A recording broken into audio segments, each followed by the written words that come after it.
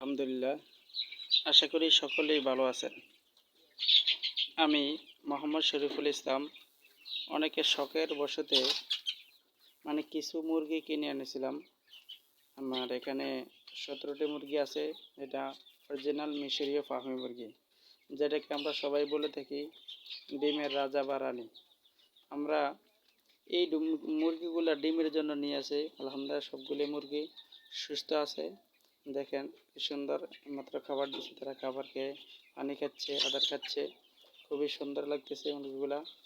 কেউ যদি লালন পালন করতে চান, স্ক্রিনে দেওয়া নাম্বার দিয়ে যোগাযোগ করবেন, ইনশাল্লাহ মোরগ নিতে পারবেন।